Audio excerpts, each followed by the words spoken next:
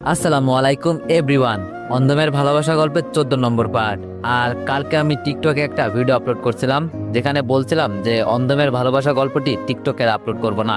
আর তোমরা অনেকেই ভাবতাছো যে আমি এই গল্পটি আর আনবো না। না, এমন কিছু না। আমি এই গল্পটি শুধুমাত্র টিকটকে আপলোড করব না, তাছাড়া ইউটিউবে করব। আর তোমাদের শুধু একটা কথাই বলে রাখবো, তোমরা ফেক আইডি গুলো থেকে একটু দূরে থাকবা, কারণ এগুলো থেকে অনেকেই স্ক্যাম করে। তো যাই হোক, চলো বেশি কথা না কইয়া গল্প শুরু করা যাক। রিয়া ভয় পেয়ে আমার পিছনে এসে দাঁড়িয়ে বলল, এখন তাহলে আমাদের কি হবে? এই গ্রামটা আমার কাছে মোটেও সুবিধার মনে হচ্ছে না। আমি ওকে সাহায্য গিয়ে বললাম, আরে আমাদের কিছুই হবে না, আর ওরা তো বাংলায় কথা বলছে, এত কিছু হবে না আশা করি, শুধু আমি যা বলবো তুমি তাই করবে, ঠিক আছে? রিয়া বলল, ওই দেখো সামনে দুইটা মেয়ে আসছে। সামনে তাকিয়ে দেখি সত্যি দুইটা মেয়ে আসছে, তাও আবার হাতে করে ছোট ছোট হাত পাকাগুলো নিয়ে। অনেক সময় চায়না মুভিতে দেখা যায় এগুলো নাকি মারাত্মক একটা অস্ত্র হিসেবে ব্যবহার করা হয়। এতটাই ধারালো যে কারো গায়ে একটু লাগলেই সাথে সাথে কেটে যাবে। ওয়েট ওয়েট, তোমরা অনেকেই দেখতেছি গল্পটি বাস্তবের সাথে মিলাইছো। তো একটা কথাই বলি যে গল্পটি গল্পের মতো করে দেখো, বাস্তবের সাথে মিলাইও না। আর যদি তোমাদের এই গল্পটি নিয়ে কোনো প্রশ্ন থাকে, তাহলে আমার এই ভিডিওর ডেসক্রিপশনে আমার টেলিগ্রাম গ্রুপের লিংক আছে, ওখানে জয়েন হয়ে আমাকে মেসেজ করো। মনে মনে চিন্তা করছি, ওরা তো দেখি চায়নাদের সব নিয়ম কানুন মেনে চলে। দুইটা মেয়ে এসেই আমাদের সামনে বলে উঠলো, আমাদের সাথে ভালোই ভালোই চল বলছি, আমাদের বাধ্য করো না তোমাদের উপর আঘাত করতে। আমি মেয়েটার কথায় উত্তর দিয়ে বললাম, জি বলুন, আমরা তো আপনাদের জন্যই অপেক্ষা করছি। ওদের পিছনে যেতে যেতে বললাম, আমাদের এখন কোথায় নিয়ে যাচ্ছেন? রিয়া তো ভয়ে আমার পিছনে পিছনে চুপচাপ আসছে, বেচারির মুখে কোনো কথা নাই। তবে মেয়েগুলো আমাকে ভয় দেখিয়ে বলল, তোদের সাহস কি করে হয় আমাদের গ্রামে আসতে? যেখানে আমাদের গ্রামে আসতে সবাই ভয় পায়, সেখানে তোরা কিভাবে আসলি? আমি বললাম, আরে আমরা কি এখানে আসতে চাইছি? একটা বিপদে পড়ে আসা হয়েছে। আচ্ছা এখন বলেন আমাদের কোথায় নিয়ে যাচ্ছেন? মেয়েটা আমার দিকে একবার তাকিয়ে বলল, রাজমাতার কাছে নিয়ে যাচ্ছি তোদের, যার কথায় এই গ্রাম চলে, যিনি এই গ্রামের প্রধান। আমি বললাম, সে নিয়ে যান, সমস্যা নেই, তবে আপনি কিন্তু খুব সুন্দর আছেন, দেখতে একদম পরীর মতো। মেয়েটা আমার কথা শুনে চোখ গরম করে আমার দিকে তাকিয়ে বলল, আমাকে পটানোর চেষ্টা করবি না, আমরা হলাম চিরকুমারী। মনে মনে বললাম, মেয়েরাও কি আবার চিরকুমারী হয়? আমার তো বিশ্বাসই হচ্ছে না। গ্রামের অনেক মানুষ আমাদের দিকে তাকিয়ে আছে, মনে হচ্ছে জানো আমরা আজব গ্রহের প্রাণী। রিয়া আমার কানে কানে ফিসফিস করে বলল, এখন আমাদের কি হবে? আমার তো খুব ভয় করছে। আমিও মজা করে বললাম, কি আর হবে, ওরা হয়তো আমাদের মেরে ফেলবে, এটাই হবে। রিয়া আমার কান টেনে দিয়ে বলল, মজা করা হচ্ছে না আমার সাথে? আমি বললাম, বুঝতে পারছো যেহেতু তো আমাকে বলছো কেন? বলছি না চুপচাপ থাকো, আমি যা বলছি তাই শোনো, তাহলে তোমারও ভালো হবে সাথে আমারও। আমাদের সাথে থাকা দ্বিতীয় মেয়েটা বলল, এত ফিসফিস করে কি কথা বলা হচ্ছে, চুপচাপ থাকতে পারিস না? ওরে, এই মেয়েটাও মুখে তো এতক্ষণ কোনো কথাই ছিল না, হঠাৎ করে কথা ফুটলো কিভাবে? আমি চুপ করে থাকতে না পেরে বললাম, আচ্ছা তোমরা এই গ্রামের কি হও? আর যেখানে ছেলেরা থাকার কথা সেখানে তোমরাই বা কি করছো? প্রথম মেয়েটা বলে উঠলো, আমরা এই গ্রামের রক্ষক, এই গ্রামের সব দায়িত্ব পালন করি আমরা, আর আমাদের গ্রামে বেশি ছেলে নাই, তাই মেয়েরাই সবকিছু দায়িত্ব পালন করে। আমি রিয়াকে আস্তে করে বলে উঠলাম, রিয়া একটা শ্বাস নিয়ে দেখবো, এখানে কিন্তু এত ছেলে নাই, তাইলে 3-4টা বিয়ে করতে পারবো, কি বলো তুমি? ওয়ানেক্সের সবচেয়ে বিশ্বস্ত বুকমেকার, যা পিএইচডি এবং সিরিয়া অ্যাপের অফিসিয়াল পার্টনার। এই অ্যাপসে আপনি cricket, football, tennis live match দেখতে এবং তাদের স্কোর ভবিষ্যৎবাণী করে সহজেই অর্থ উপার্জন করতে পারবেন। সেই সাথে বিএমডব্লিউ গাড়ি, আইফোন, ল্যাপটপ এবং আরো অনেক নগদ পুরস্কার জেতারও সুযোগ রয়েছে। এই অ্যাপটিতে আপনি crash crystal, under and over 21 ইত্যাদি গেম খেলে সহজেই আয় করতে পারবেন। আপনি বিকাশ, নগদ, রকেট ব্যাংক, ক্রিপ্টো, পেপল এবং অন্যান্য সহজ পদ্ধতির মাধ্যমে সহজেই আপনার জেতা টাকা তুলতে পারবেন। এখানে আপনি 24 ঘন্টায় 7 দিন গ্রাহক সহায়তা পাবেন। তাই এখনই পিন কমেন্টের লিঙ্ক ব্যবহার করে রেজিস্ট্রেশন করুন, অথবা গুগলে 1x সার্চ লিখে রেজিস্ট্রেশন করুন। আর হ্যাঁ, রেজিস্ট্রেশনের সময় আমার প্রোমো কোড VODO7 ব্যবহার করে প্রথমবার ডিপোজিটে 20,000 টাকা পর্যন্ত পান। রিয়া আমার পিঠে জোরে একটা ঘুষি দিয়ে বলল, মাথা থেকে এইসব আজে বাজে চিন্তা দূর কর, এখন এটা চিন্তা কর মৃত্যু থেকে কিভাবে বাঁচবো। আমি বললাম, এত চিন্তার কি আছে, ওদের রাজমাতাকে পটিয়ে ফেলবো, তাইলে সব সমস্যার সমাধান হয়ে যাবে। রিয়া বলল, তোরে যে এখন কি করতে মন চাইছে আমার, সব সময় খালি মজা করিস, কখনো একটু সিরিয়াস হবি না তুই? আমি রিয়ার কথা ছেড়ে সামনের মেয়েগুলোকে বললাম, আর কত দূর যেতে হবে আমাদের, পেটে এমনি কিছু নাই। দ্বিতীয় মেয়েটা বলে উঠলো, এই তো চলে আসছি, রেডি হও তোমরা।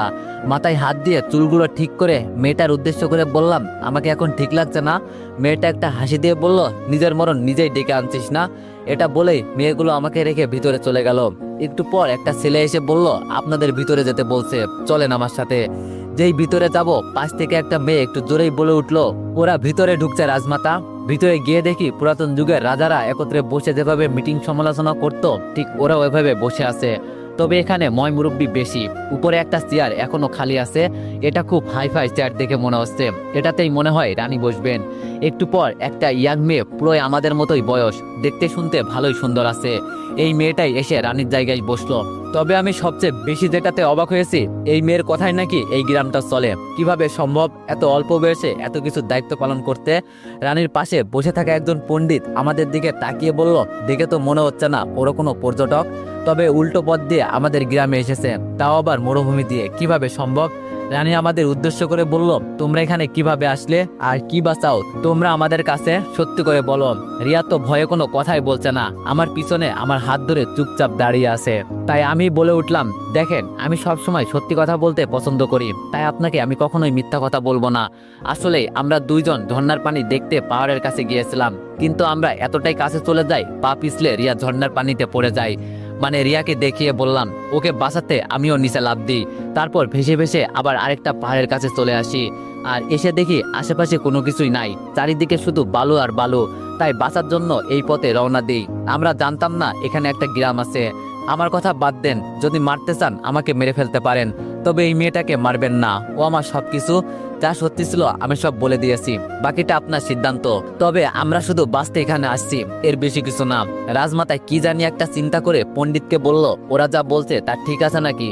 দুইজন পণ্ডিত আমার কাছে এসে কিছুক্ষণ আমাদের দিকে তাকিয়ে থেকে বলল, জি রাজমাতা, ওরা যা বলছে তাই সত্যি, ওরা বিপদে পড়ে এখানে আসছে। রাজমাতা আমাদের উদ্দেশ্য করে বলল, মেয়েটা তোমার কি হয়? আমি কোনো কিছু চিন্তা না করে বললাম, জি ও আমার স্ত্রী হয়, আমার বেঁচে থাকার একমাত্র উৎস, এজন্যই তো ওকে বাঁচাতে আমি নিচে লাফ দিয়েছি।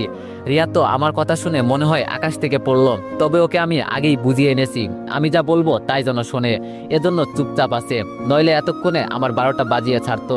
হঠাৎ করে পাশ থেকে এক মুরব্বী বলে উঠল, রাজমাতা ওদের কথায় বিশ্বাস করবেন না, আজকাল ছেলেমেয়েরা যখন ধরা পড়ে তখন একই কথা বলে, বিপদ থেকে বাঁচার জন্য। আমি মনে মনে চিন্তা করলাম, এই শালা তো আমাকে ফাঁসিয়ে দিবে, সবকিছুর মাঝে মনে হয় পানি দিয়ে দিল।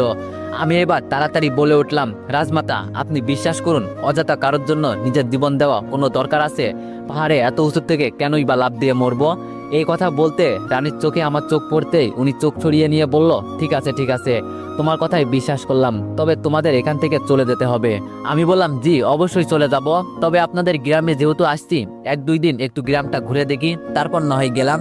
রিয়া আমার হাতে চিমটি দিয়ে বলল, কি বলছো এসব তুমি? ওদের বলো আমাদের শহরের রাস্তাটা দেখিয়ে দিতে, এখান থেকে যত তাড়াতাড়ি সম্ভব যেতে পারবো ততই আমাদের জন্য ভালো হবে।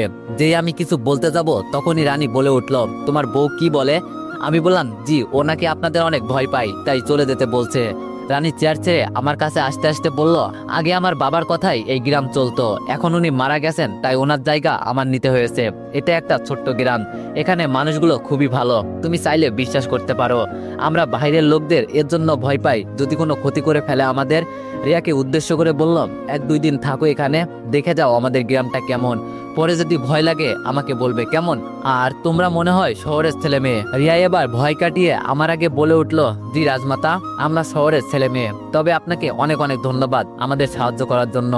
রানী মিষ্টি একটা হাসি দিয়ে বলল, আমাকে রাজমাতা বলতে হবে না, এটা শুধু আমাদের গ্রামের মানুষ বলে, কারণ ওরা আমাকে অনেক সম্মান করে। তোমরা চাইলে আমার নাম ধরে ডাকতে পারো, আমার নাম তামান্না। আমি মাথা নিচু করে বললাম, আরে না, এটা কখনো হতে পারে না, আপনি এত বড় একজন সম্মানী মানুষ, আপনাকে কিভাবে নাম ধরে ডাকবো? তবে আপনি কিন্তু অনেক ভালো। রাজমাতা একটা হাসি দিয়ে বলল, তোমার বউ অনেক সুন্দর আছে, একদম পারফেক্ট জুটি তোমাদের। এটা বলতে রিয়া আমার দিকে তাকিয়ে দেখলো আমি কি বলি। আমি চোখে ইশারা করে বললাম, যা বলছি তাই করো, নইলে সব খেলা এখানেই খতম হয়ে যাবে। রিয়া আমার কথা মতো একটা মিথ্যা হাসি দিয়ে বলে উঠল, ধন্যবাদ আপনাকে আমাদের প্রশংসা করার জন্য। রানী কাকে জানি ডেকে বলে উঠল, ওদের নিয়ে আগে খাইয়ে আনো, পরে ওদের রুমটা দেখিয়ে দাও, আজকে এমনি বেলা শেষ হয়ে গেছে, কালকে গ্রামটা ঘুরে দেখবে, কেমন?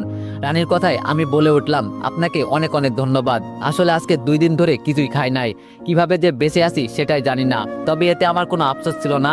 আমার বউয়ের জন্য খুব খারাপ লাগছে, দেখছেন ওর মুখটা কেমন শুকিয়ে গেছে। আমার এখন রিয়াকে বউ বলতে বেশ ভালোই লাগছে। আহা, রিয়া আমার বউ, ভাবতেই যেন মনের ভিতরে খুশির জোয়ার চলছে। রানী এবার হতাশ হয়ে বলল, তোমরা 2 দিন ধরে না খেয়ে আসো, এখন তাড়াতাড়ি গিয়ে আগে খেয়ে নাও। যেই মেয়েগুলো আমাদের এখানে নিয়ে আসছিল এর মাঝে প্রথম মেয়ে এসে বলল আমার সাথে চলুন। রানী আমাকে আর রিয়াকে বিদায় জানিয়ে বলল এখন তোমরা যাও, গিয়ে বিশ্রাম করো, যদি কোনো দরকার হয় আমাকে বলবে। বাইরে যেতে যেতে মেয়েটাকে বললাম তুমি বলেছিলে আমাদের মেরে ফেলবে। মেয়েটা বলল আপনাদের দেখে রানীর দয়া হয়েছে, তাই হয়তো মাফ করে দিয়েছে। পাশ থেকে রিয়া বলল তোমার নাম কি? মেয়েটা বলল আমার নাম পরে শুনবেন, আগে চলেন আপনাদের খাইয়ে আনি। খাবারের কথা শুনে জিব্বায় জল এসে গেছে। খুশি মনে বললাম কি কি খাবেন আমাদের? রিয়া আমাকে গুতা দিয়ে বলল এইসব কথা কেন বলছিস? লজ্জা করে না? ওরা যা খাবে আমাদের তাই তো আমাদের খেতে হবে। মেয়েটা আমাদের মধ্যে সমালোচনা দেখে বলল আপনারা শহর এলাকার মানুষ, তাই শহরের খাবারই পাবেন এখানে, এত চিন্তা করতে হবে না। আমাদের নিয়ে একটা হোটেলে যাওয়া হলো। মেয়েটা খাবার অর্ডার করতেই আমি বললাম আমরা কিন্তু এইসব বাঁশের কাঠি দিয়ে খাবার খেতে পারি না, হাত দিয়ে আমরা খাই, তাই সেই ব্যবস্থা করে দিতে হবে। এই কথাটা এজন্য বললাম আশেপাশে সবাই এভাবে দুইটা কাঠির সাহায্যে খাবার খাচ্ছে, বুঝি না এরা কিভাবে খায়। রিয়াও আমার সাথে তাল মিলিয়ে বলল আমিও এভাবে খেতে পারবো না। আর এটা কি আপনাদের ঐতিহ্য নাকি এভাবে কেউ খাবার খায়? মেয়েটা আমাদের কথা শুনে উঠে ভিতরে গিয়ে কি জানি বলে এসে আমাদের কাছে এসে বলল সব হয়ে গেছে, আপনারা যেভাবে চান সেভাবেই ওরা খাবার দিবে। একটু পর আমাদের খাবার চলে এলো। আহা কি সুস্বাদু খাবার! খেতে খেতে আমি বললাম আচ্ছা তোমার নামটা তো বলো। মেয়েটি বলল জি আমার নাম লাইলি। রিয়া ওর নাম শুনে খাবার খাওয়া বন্ধ করে বলল তাহলে অবশ্যই তোমার মজনু আছে, তুমি না বললে তুমি চিরকুমারী। মেয়েটা শুধু পারছে না আমাদের উপর রাগ মিটাতে। আমি ওকে একটু শান্ত করে বললাম এতটা রেগে গিয়েও না, ওই এমনি একটু মজা করলো। খাবার শেষে আমাদের একটা রুম দেখিয়ে দিল। আর লাইলি চলে যাওয়ার আগে বলল যদি কোনো দরকার পড়ে ওই পাশের রুমে থাকি আমি, বলবেন কেমন? এটা বলে লাইলি চলে গেল। রুমের ভিতরে গিয়ে রিয়া দরজা বন্ধ করে আমাকে ইচ্ছা মতো মারতে লাগলো। আমি ওকে থামানোর জন্য জড়িয়ে ধরে বললাম আমাকে ভেবে মারছো কেন? রিয়া আমার হাত কামড়ে দিয়ে বলল আমাকে ছাড় বলছি। আমি বললাম ছাড়লে মারবে না তো আবার? রিয়া বলল না আগে ছাড়। রিয়াকে ছাড়তে আবার আমাকে মারা শুরু করলো। আমি রেগে বিছানার উপর বসে বললাম যত খুশি মারো, আমি তো আমাদের বাঁচানোর জন্যই তোমাকে স্ত্রী বানাইছি, নইলে ওরা কি বিশ্বাস করতো যে একটা মেয়ের জন্য হুদায় আমি জীবন দিব? রিয়া আমাকে মারা বন্ধ করে বলল তোর কথা ঠিক আছে, তবে পরের বার কোনো নাটক করলে আমার থেকে অনুমতি নিয়ে করবি কেমন? হঠাৎ দরজায় টকটক আওয়াজ শোনা গেল। আমি উঠে গিয়ে দরজা খুলতেই দেখি লাইলি আমাদের জন্য পোশাক নিয়ে আসছে। বলে গেল এগুলো রাতের জন্য দেওয়া হলো, এক পোশাকে আর কতক্ষণ থাকবেন? আমি ওকে ধন্যবাদ জানিয়ে বিদায় করলাম। কিন্তু সমস্যা একটাই, রুমটা অনেকটা ছোট, নিজেদের থাকবো সেই ব্যবস্থাও নাই। আবার ওয়াশরুম এমন ভাবে তৈরি করেছে আমরা রোদ্রের মাঝে হাঁটলে যেমন একটা ছায়া দেখা যায়, এটাও ঠিক এমন ভাবে তৈরি করছে ভাই থেকে ছায়ার মতো সবকিছু দেখা যায়। ওরা মনে করছে আমরা সত্যি সত্যি স্বামী স্ত্রী, কিন্তু ওরা তো আর জানে না যে আমরা স্বামী স্ত্রীর নামে অভিনয় করছি। রিয়া আমার হাত থেকে কাপড়গুলো নিয়ে বলল চোখগুলো বেঁধে ফেল। আমি রিয়ার দিকে অবাক দৃষ্টিতে তাকিয়ে বললাম চোখগুলো বেঁধে ফেলবো মানে কি বলতে চাইছো তুমি? রিয়া বলল কি বলতে চাইছি মানে তুমি বোঝো না? ছোট বাচ্চা তুমি যে দুধু খাও, ওয়াশরুমের বাইরে থেকে সবকিছু দেখা যায়, তুমি দেখো না? আমি এখন কাপড় চেঞ্জ করব, তাই তোমার চোখ বাঁধতে হবে। বলা তো যায় না ছেলে মানুষের মন, সুযোগ পেলে কি করে বসে। এটা বলে রিয়া আমার দিকে তাকিয়ে আছে আমি কি বলি তাই শোনার জন্য। আমি তো ওর কথা শুনে দাঁড়িয়ে গেলাম, ওর দিকে আঙুল তুলে বললাম আমাকে বিশ্বাস করো না তুমি, তাই তো? কি বললে? ছেলে মানুষের মন বলা তো যায় না কখন কি করে বসে। তাহলে থাকো তুমি, আমি আমার পথ দিকে চলে যাচ্ছি। যে আমাকে বিশ্বাস করে না আমি তার সাথেও থাকতে চাই না। এই যে থাকো তুমি, আমি গেলাম। রিয়া চট করে আমার হাত ধরে বলল দেখো আমি তোমাকে এভাবে বলতে চাইনি। আচ্ছা চোখ বাঁধতে হবে না, ওই দিকে ফিরে কিছুক্ষণ চোখ বন্ধ করে রাখো, তাহলেই হবে। আমি বললাম এটা বলো, আমি যেখানে তোমার সাথে এক রাত ছিলাম তাও আবার এত কাছে, তখন কি আমার ভিতরে কোনো খারাপ উদ্দেশ্য ছিল? তুমিই বলো। সত্যি রিয়ার কথা শুনে আমার মন খারাপ হয়ে গেল, এজন্য এটা বললাম। রিয়া আমার হাত ধরে বলল সরি, আমি এভাবে বলতে চাইনি তোমাকে। আমি জানি তুমি কত ভালো একটা ছেলে, আমারও তো একটা সুরক্ষার বিষয় আছে না? তুমিই বলো। মেয়ে হয়ে তো জন্মগ্রহণ করো নাই, তাহলে বুঝতে। আমি বললাম আমি তোমাকে বলছি আর এত কথা বলতে হবে না, যাও যা ইচ্ছা তাই করো। এই যে আমি চোখ বন্ধ করলাম। রিয়া যেতে যেতে বলল এত রাগ করার কি আছে? আমি তো এমনি মজা করে বললাম। আমি মনে মনে বললাম মজা না ছাই, আঘাত দিয়ে কথা বলে আবার বলে কি আমি তো মজা করছি। চোখ বন্ধ করে বসে আছি। কিছুক্ষণ পর রিয়া এসে বলল এখন চোখ খুলতে পারো। আমি চোখ খুলে দেখি টাওয়ালের মতো কি জানি পড়েছে রিয়া, তবে এই পোশাকে রিয়াকে অনেক সুন্দর লাগছে। রিয়া বলল কি হলো এভাবে তাকিয়ে কি দেখছো? তবে এই পোশাক আমি প্রথমবারের মতো আজকে পরলাম, বেশ ভালোই লাগছে। চুলগুলো ঠিক করে অন্য পাশে গিয়ে রিয়া কথাটা বলল। আমি ওয়াশরুমের দিকে যেতে যেতে বললাম আমি ভিতরে গেলাম, তোমার ইচ্ছা হলে দেখতে পারো, না হলে চোখ বন্ধ করতে পারো। রিয়া আমার দিকে একবার তাকিয়ে বলল লজ্জা শরম কিছু আছে তোমার ভিতরে, নাকি সব বিক্রি করে দিছো? আমি বললাম না, এইসব আমি আলু ভাজির সাথে রান্না করে খেয়ে ফেলেছি। নিজেরই নাই লজ্জা শরম, আর আমাকে শিখাতে আসছে লজ্জা শরম আছে কিনা। রিয়া গাল লাল করে বলল, শুধু একবার ওখান থেকে বের হয়ে আয়, দেখ আমি তোর কি অবস্থা করি। আমি চুপচাপ কাপড় চেঞ্জ করে বাইরে বের হলাম। দেখি রিয়া বিছানার উপর বসে উপরের দিকে এক নজরে তাকিয়ে আছে। আমি বললাম, এই যে ম্যাডাম, উপরের দিকে এভাবে এক দৃষ্টিতে তাকিয়ে কি দেখছেন? রিয়া আমার কথা শুনে আমার দিকে তাকিয়ে বলল, উপরে এই মাটির পাত্রটা কিসের দেখছো তুমি?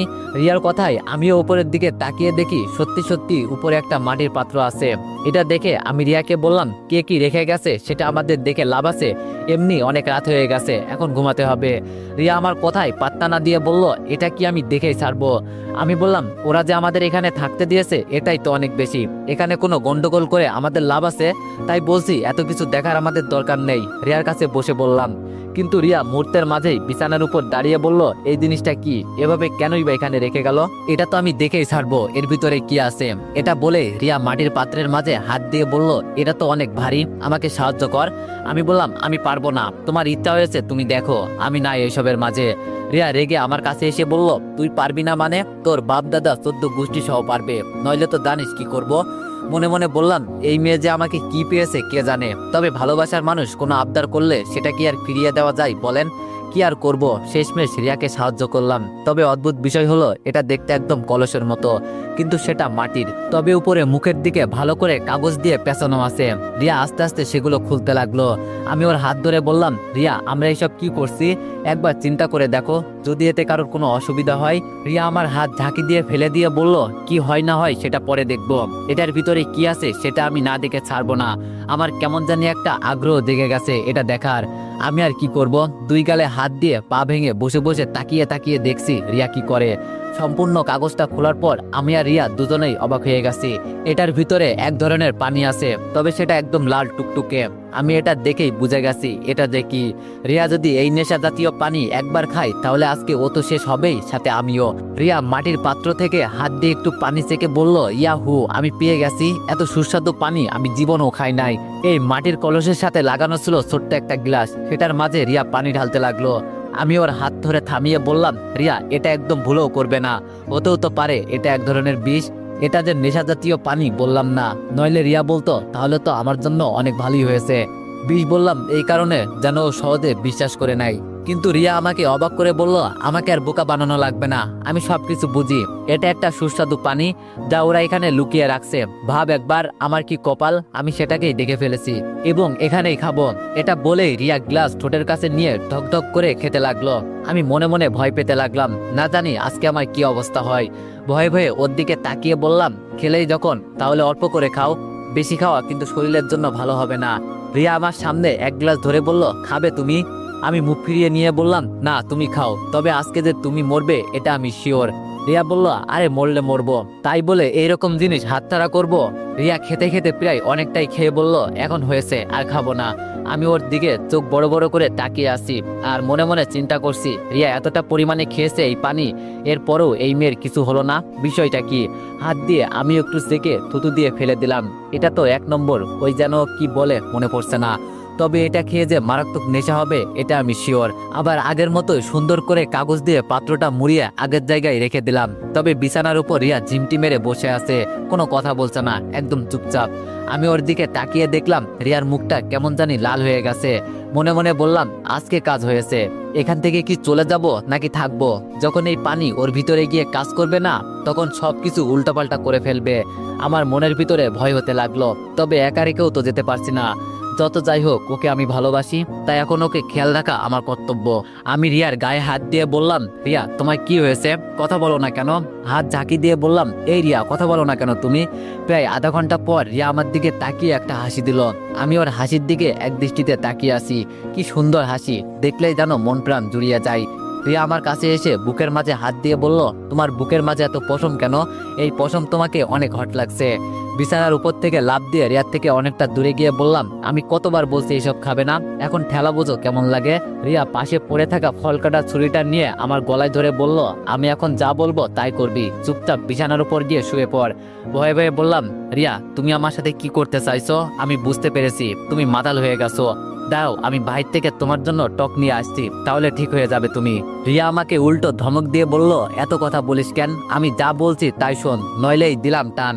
আরে আরে রাখো রাখো, যাচ্ছি যাচ্ছি। ভয়ে ভয়ে বিছানার উপর গিয়ে শুয়ে পড়লাম। রিয়া কাপড় দিয়ে আমার হাত পা সব বেঁধে ফেললো। আমি এবার ওর চোখের দিকে তাকিয়ে বললাম, রিয়া তুমি আমার সাথে কি করতে চলছো? রিয়া আমাকে ছেড়ে বিছানার উপর বসে হেসে হেসে বলল, আমার শরীর কেমন কেমন জানি করছে, মনে হচ্ছে তোর দিকে আমাকে টানছে। ইস রে! আমি একটু জোরে চিৎকার দিয়ে বললাম, রিয়া এটা মোটেও তুমি ঠিক করছো না। দেখো তুমি এখন দিশাহারা হয়ে গেছো, তোমার ভিতরে তেমন কোনো জ্ঞান শক্তি নাই রিয়া। তাই বলছি আমার হাত পা খুলে দাও প্লিজ। রিয়া শরীর থেকে ওর কাপড় এক এক করে সব খুলতে লাগলো।